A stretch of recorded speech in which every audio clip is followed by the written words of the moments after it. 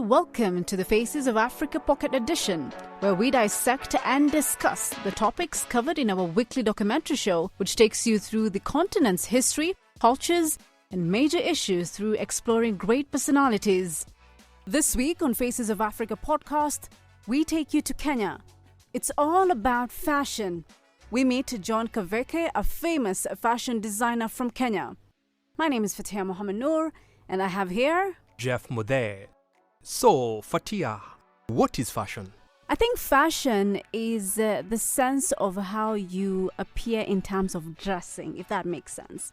Dress code. And that it's all about physicality and how you look. And when I think about fashion, I think about the dress code that is like a dress or like pants or any accessories that you have on, whether it's sunglasses, earrings, and all that. What about you? Just like you've said, fashion is individual. So everybody can define their own style of fashion. I can decide my style of fashion is kitenge with sneakers.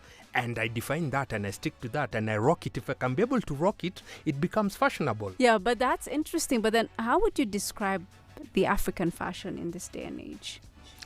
In this day and age, there's a lot of people have started to be woke in terms of going back and looking at our culture and incorporating a lot of our culture into what we design and what we wear. Mm-hmm. For example, the Kikuyu.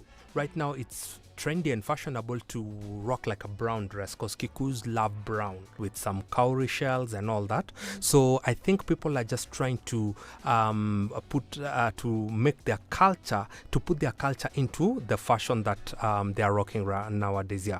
Right. So let's talk about what we've seen in the documentary, specifically Kaveke. Kaveke is so passionate about fashion, especially in Kenya and also, of course, in the continent. But he found a niche in menswear. Did you pick out something specific that you liked? Yes, I picked up especially the blazers. The way he mixes the Western blazer with the Kenyan touch, the kanga, and then also the choice of colors. He's into these bold colors, right? Like light blues, the whites with the contrast of the kanga. That stood out for me. And so menswear came about just because of that. And I thought, if you want to do menswear, give them something new. Try something different, and that's why I use prints. I use colors because that has not been there. My philosophy about men's suits or men's jacket, they have to be able to look good worn and hanged, and that's why if you see some of my pieces, the linings stand out. There's a life inside the lining. There's life outside the jacket.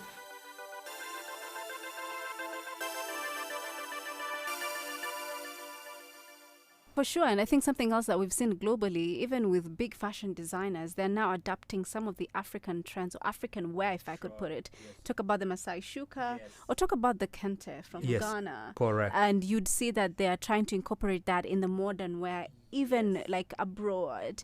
And I think that's really good in terms of just how far Africa has come in terms of even just being out there fashion. I agree. And mentioning the Masai Shuka, we've seen even big, huge brands like Tommy Hilfiger adapt it. You saw what happened with the Basutu blankets. You see, it's part of their fashion. It's part of their culture. And it was even adapted by the big blockbuster movies like the Black Panther. Yeah, so you can see the African fashion scene is growing and it's starting to become acceptable worldwide. Going back again to the documentary, and I thought this was very interesting, second-hand clothes. Yep. In Kenya is very big. It's actually known as Mtumba. Yep. And we actually see John Kaveke himself going into the Gikombe market and like shopping for fabrics and stuff like that. What are your thoughts on Mtumba? Mtumba is big business, and I think everybody I know rocks Mtumba. The reason being that, first of all, Mtumba is cheap as compared to the new clothes, right? And then you get very unique clothes, either it's t-shirts, jeans, or shoes, unique. So you can get like a high-end t-shirt, like a designer t-shirt at a third of the price.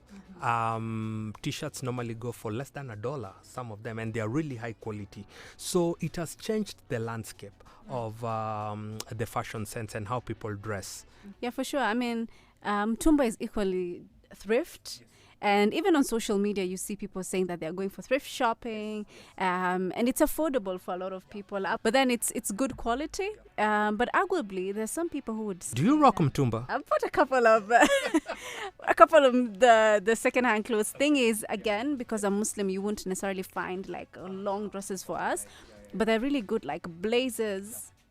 Blazers for work, or even trench coats, or even just normal dresses. There's something that you can find, which is good, and I think it's not that bad. But do you think then mtumba is impeding the growth of textile industry, especially here in Kenya? Yes, of course, in a big way, because as I said before, mtumba is cheap, right? So if you compare the price of mtumba and the price of something new that has been locally manufactured, it's like night and day. Because the locally manufactured product is very expensive, all right?